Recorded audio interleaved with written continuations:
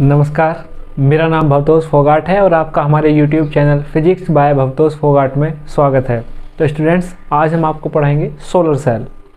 Solar cell यानी एक ऐसी सेल, अगर इसके ऊपर सोलर रेडिएशन पड़ते हैं, यानी ये हमारा सेटअप है पूरा, इसमें पीएन जंक्शन, ये ऊपर की टॉप सरफेस है, ये वाला जो पार्ट आप देख रहे हो ये इसे कहते हैं मेटलाइज्ड फिंगर इलेक्ट्रोड, और ये वाला पार्ट होता है बैक कॉन्टैक्ट।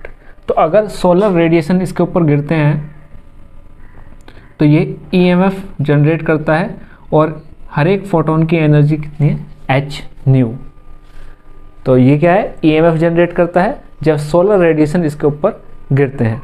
तो इसमें 3 प्रोसेस होती हैं। इसकी जो पहली प्रोसेस है उसका नाम है जनरेशन।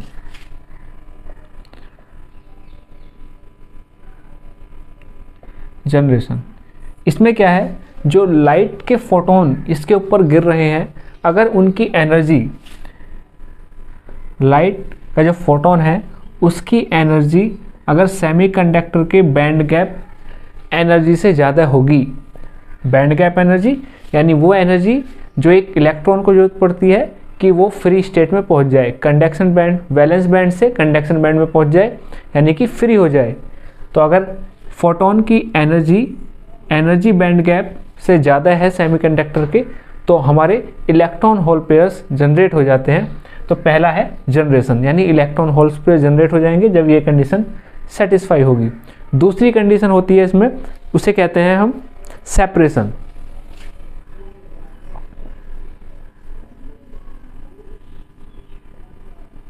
तो जब इलेक्ट्रॉन होल पेयर बनते हैं तो वो अलग अलग सेपरेट हो जाते हैं, यानी जो इलेक्ट्रॉन्स होते हैं वो एन साइड की तरफ चले जाते हैं और जो होल्स हैं वो पी साइड की तरफ चले जाते हैं।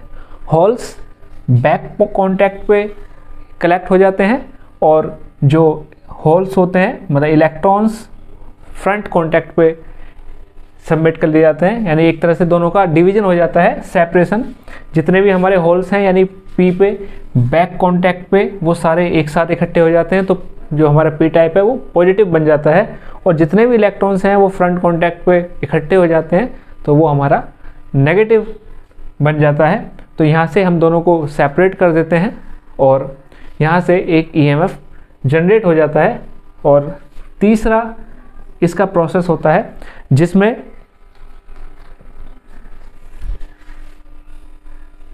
तो तीसरा होता है गिविंग राइज टू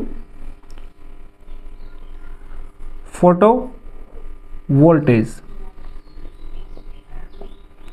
कि फोटो वोल्टेज को राइज करता है। तो 3 प्रोसेस होती हैं। पहला जनरेशन, यानी जब ऊपर से एक फोटोन गिरता है सनलाइट का, तो अगर उसकी एनर्जी सेमीकंडक्टर के बैंड गैप से ज़्यादा है एनर्जी से, तो वो वहाँ पे क्या होता है, इलेक्ट्रॉन होल पेयर जनरेट होता है। उसके बाद सेपरेट हो जाते हैं।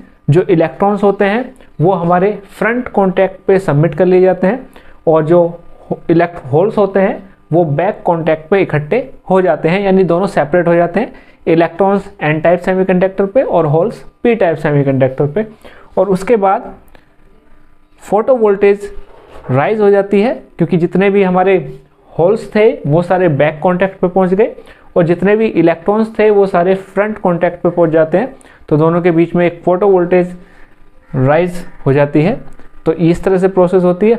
और अगर हम इसमें एक लोड जोड़ दें, मतलब इसके अंदर किसी एक्सटर्नल लोड को अगर हम कनेक्ट कर देते हैं, तो वहाँ से करंट फ्लो होना शुरू हो जाता है। तो ये होता है सोलर सेल। अब सोलर सेल के लिए क्या क्या क्राइटेरिया होना चाहिए उसके बारे में बात करते हैं।